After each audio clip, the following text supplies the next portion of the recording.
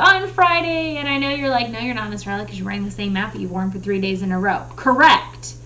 But maybe I just wear the same outfit 3 days in a row. Or maybe I recorded this all in one day. How would you even know? It's a mystery. No. Wait, I lied to you. Hold on a second. I forgot that I told you guys I would wear my cloak for our last thing today. So here's my cloak. It's not red, but just in case you had forgotten. Ah! Okay. It's really big though. So here it is. I guess you can't really see my face here. Yeah. So anyway, here's my cloak. And it ties in the front just like this. Doink. See, it has no sleeves. So it ties like this. And then it's just really long and it covers my whole body and technically could keep me warm, although I don't really wear it to keep warm. And then it does have a hood, like Jack and Annie's. Ugh, I just don't see. Ta-da! There's me and my cloak. Anyways, I'm not going to wear that. This is going to irritate me, but I'll wear the cloak. Okay, so Jack and Annie were able to get the water from the cauldron. And, woo, that just got blurry. They were able to get the water out of the cauldron, and they fought off the keepers of the cauldron. There we go. They fought off the keepers of the cauldron using the waters of memory and imagination.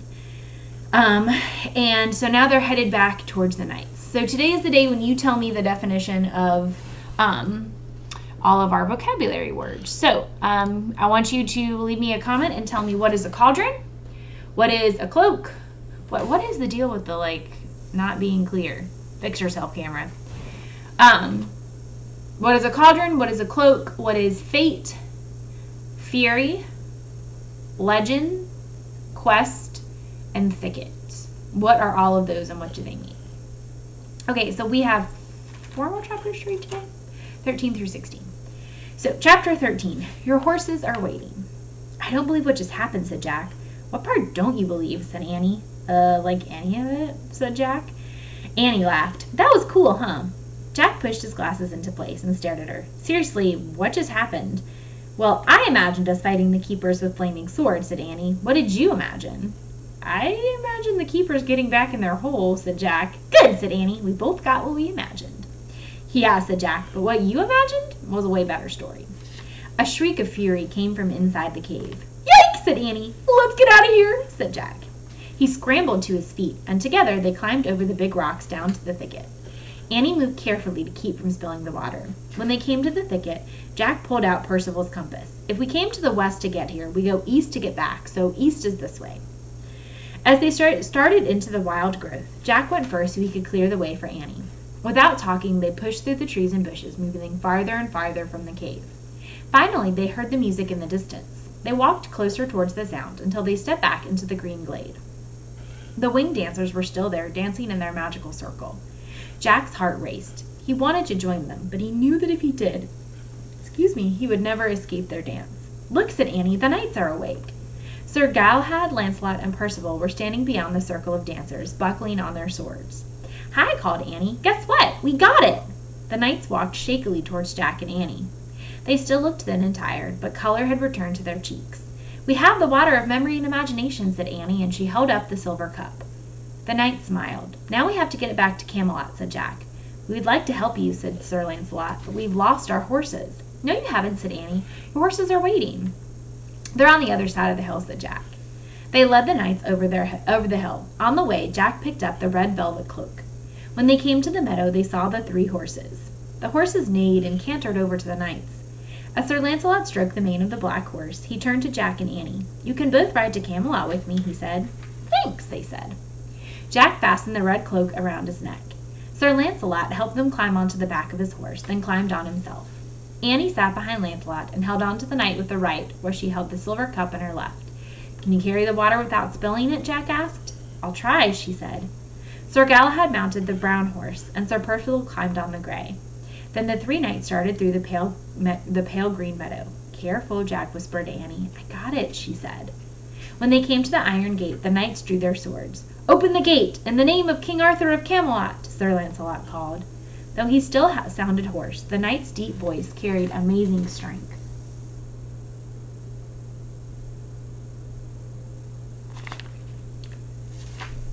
The iron gate swung open, and Sir Lancelot urged his horse onward. Urged means to, encourage. The guards watched silently as the knights passed them by and started across the bridge. The 3 horses trod single file over the wood planks. Again, Jack was amazed by the difference between this world and the other world. Here it was dark and freezing and foggy. The red cloak flapped in the bitter wind. As the horse stepped off the bridge, they each neighed loudly. "Oh, wow," whispered Annie. Standing on a high rock in a swirl of fog was the white stag. Chapter 14. Return. The 3 knights gazed in wonder at the stag. "Here, take this," said Annie to Jack. She gave him the cup, and then she slipped off the back of his horse and ran to the stag. "Thanks for coming," she said, throwing her arms around his neck. The 3 knights looked at Jack. "That's the white stag," said Jack. "He brought us here." "Are you wizards?" Sir Percival asked. "Just ordinary kids," said Jack. "But I know he's magical. We got here from Camelot in no time at all. I think he's here to take us back." "Then you must go," said Sir Lancelot. "You'll have a much faster journey, I can assure you." He held the silver cup up as Jack slipped down from the black horse. Then Jack took the cup and climbed onto the back of the stag behind Annie. He held the cup with both hands. "Tell King Arthur we will return before the first night of the new year," said Sir Lancelot. "Farewell, Jack and Annie," said Sir Galahad. "Godspeed," said Sir Percival. "Same to you," said Annie. "Have a safe trip," said Jack. The knights solemnly bowed. The white stag blew out a puff of frosty air and started down the mountainside. When the stag came to the base of the mountain, he took off again like a white comet. The red cloak billowed around Jack and Annie, keeping them warm and safe. The stag dashed across the wintry field. He ran past quiet stables and thatched huts, and past flocks of sheep and herds of goats. He leapt over frozen streams and stone walls and hedgerows. The stag ran on through the starry night until he brought Jack and Annie to the castle grounds of Camelot. He walked over the frozen grass of the outer courtyard and came to a halt near the grove of trees. He knelt in the grass and they climbed off his back. Miraculously, the silver cup still brimmed with water. Not a drop had spilled out. "We'd better leave," said Jack. "The cloak here," said Jack, "so I don't trip." Jack carefully set the cup on the ground. Annie helped him unbutton the red cloak from around his neck, and then she draped it back over the stag's back. "To keep you warm and safe," she said, "and thanks for everything." "Yeah, thanks," said Jack. "Goodbye." The stag nodded at them with his mysterious amber eyes. He nodded once and then disappeared into the darkness. Jack picked up the cup. "Come on," he said, and started walking quickly through the outer courtyard. "Careful," said Annie. I got it," said Jack. They crossed the drawbridge to the inner courtyard. Then they pushed open the giant arched doors. The great hall was just as they'd left it, dimly lit and freezing cold. King Arthur, Queen Guinevere, the Knights of the Round Table, and Morgan Le Fay were all still and silent. "What do we do?" said Jack. "Let's try putting a drop of water on each of them." "Morgan first," said Annie. "Okay," said Jack. "Come on." Holding his breath and keeping his eyes on the cup, Jack walked carefully towards them. There's Morgan and King Arthur, still frozen.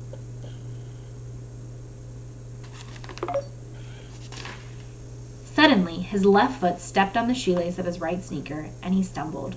"Jack!" Annie yelled. He tried to regain his balance, but it was too late. As he fell to the floor, the silver cup slipped from his hands. Chapter 15. Christmas Magic. Jack and Annie watched in horror as the water splashed from the cup all over the stone floor. It trickled into the cracks and disappeared. Jack scrambled to pick up the cup. When he picked it up, it was completely empty. "Oh no," Jack moaned, and he put his head in his hands. "Camelot will never wake up now," he thought. "The legend will end forever." "Jack," said Annie, "look." He raised his head and pushed his glasses up. A golden cloud was rising from the cracks between the stones on the floor. The cloud quickly spread through the hall, filling it with wonderful smells, the smells of cedar smoke and evergreens, of roses and almonds. The cloud rose up and then wafted out through the upper windows of the hall.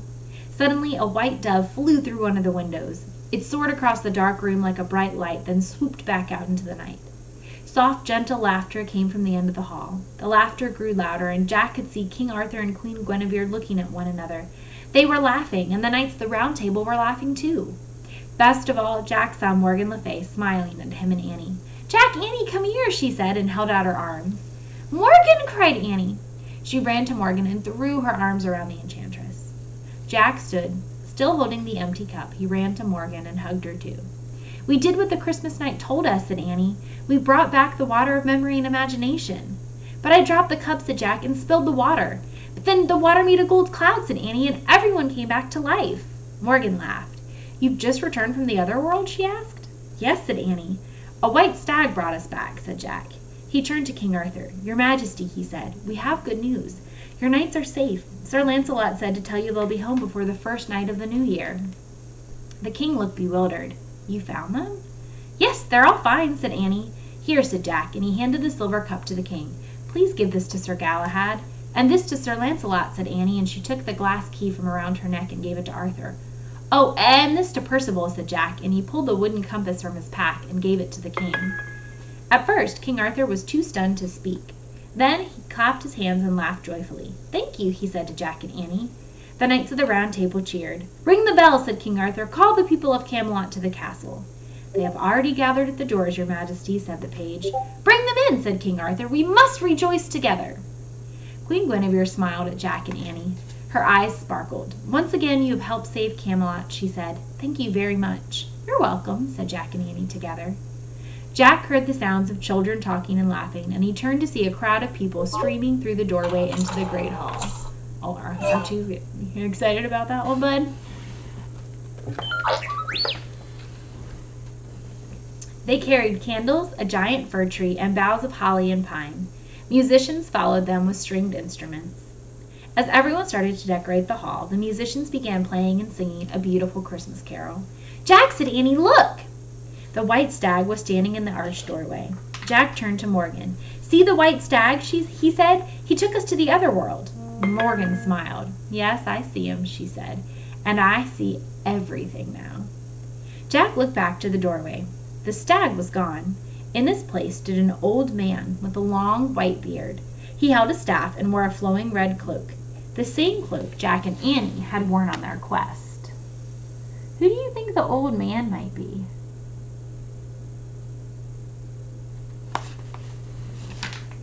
Who's that? Said Jack.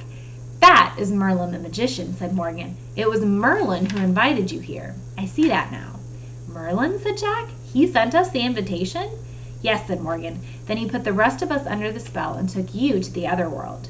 No, said Annie. It was the Christmas night that put you under a spell, and the white stag that took us to the other world, said Jack. Morgan smiled. Merlin was both the Christmas night and the white stag, she said. Remember, he's a magician, not a mortal. He can change his shape when he wishes. Oh, whispered Annie. Why did Merlin do these things? Asked Jack. He was angry when King Arthur banished magic from Camelot, she said. I see he took matters into his own hands. How? Well, he knew King Arthur would send no more knights to the other world for the waters of memory and imagination. So I assume he brought you to Camelot hoping you would offer to go instead. Why did he want us to go? Asked Annie. Merlin has often heard my tales of your adventures in the treehouse, said Morgan. He knows you both have a great desire to fight for good, and he knows you use the gift of imagination well. Those are two very special qualities needed to succeed in any quest. Jack and Annie looked at Merlin. From across the room, the white-bearded magician smiled at them. He raised his staff and slipped out the door. Jack looked around the great hall. All the candles and torches were lit. A fire blazed in the hearth. The magicians were playing, and everyone was singing. The room glowed with warm firelight and rosy faces. At last, Christmas in Camelot was just as Jack had imagined it would be. The spell of the dark wizard had been broken. The great hall was filled with beauty, love, light, and joy. Chapter 16. Welcome home. Wake up, Jack, said Annie. He opened his eyes. He was lying in the dark on the wooden floor of the treehouse. Through the window he could see the cloudy sky above the Frog Creek woods. Time to go home, said Jack. I had the most incredible dream, said Jack. I dreamed that we went to Camelot. It was I know, it is a very exciting part of this book, isn't it, R2? Y'all, I promise I really do have an R2 unit. He's right there. I'll make it see. Are you gonna make noises? He doesn't like to be touched, but he listens to all of our stories. Oh, you can't see my face. Okay. Oh, I must have fallen asleep, said Jack. I dreamed that we went to Camelot. It was Christmas, and Merlin... It wasn't a dream, said Annie. It was real. You fell asleep at the round table. King Arthur carried you back to the treehouse, and I made a wish for us to come home. Jack sat up. Seriously? He said. Seriously, she said. Jack, Annie, their mom called. Coming, Annie shouted. She turned to Jack. Let's go. I mean, seriously though, said Jack. It really happened? It really happened, said Annie. She held up the royal invitation. See? Proof. Oh yeah, he whispered. This time the letter M stood for Merlin, not Morgan. Jack smiled. Thanks, Merlin, he said softly. Then he picked up his backpack and they started down the rope ladder and headed home. As they walked through the deep December twilight, snowflakes began to fall. By the time they left the woods and headed down the street, snow was swirling everywhere. Ahead, they could see their house glowing with the lamplight. Their mom was waiting on the front porch. Hi, Mom, said Annie. Hi, Mom, said Jack. Hi, kids. Did you have a good day? She asked. Yeah, said Jack. Pretty good, said Annie. I'm glad, said their mom. Welcome home. She held the door open and they slipped inside. Their house felt extra warm and cozy. Good smells came from the kitchen. They took off their snow-covered jackets and headed upstairs. In the hallway, Annie turned to Jack. Merry Christmas, she said. Merry Christmas, he said. Annie slipped into her room and Jack into his. He closed the door and sat on his bed. He took his notebook out of his pack and opened it. His spirit sank. Except for the 3 rhymes, he'd taken no note on their journey, not even one. Exhausted, he lay on his bed and squeezed his eyes shut. He tried to remember the details of their adventures in Camelot. He could feel the terrible chill in the great hall when Morgan was frozen. He could hear the joyful music of the winged dancers dancing around their circle. He could taste the sweet, bitter, spicy taste of the waters of memory and imagination. Jack sat up. All at once he felt awake. He turned to a clean page in his notebook, grabbed out a pencil and wrote, It all started when we saw the white dove in the twilight. Using his memory and his imagination, Jack kept writing, doing his part to keep the legend of King Arthur, the Knights of the Round Table, Merlin, and Morgan Le Fay alive. As the snow swirled outside his window, Jack wrote and wrote and wrote. He didn't stop writing until he'd written down the whole story. His story of their Christmas in Camelot. And that is the end of our story. So we have officially finished our very first Merlin mission book. So, you may take an AR test on this. It is worth several points. I know it's very exciting, R2. I agree with you, bud. You're very talkative today. So you may take an AR test on it. It's worth several points. And next week we will begin the next Merlin mission, which is, I believe, another holiday-related one, but I'm not 100% sure. All right, guys, you have a wonderful, fantastic weekend, and I will see you next Monday. Toodaloo!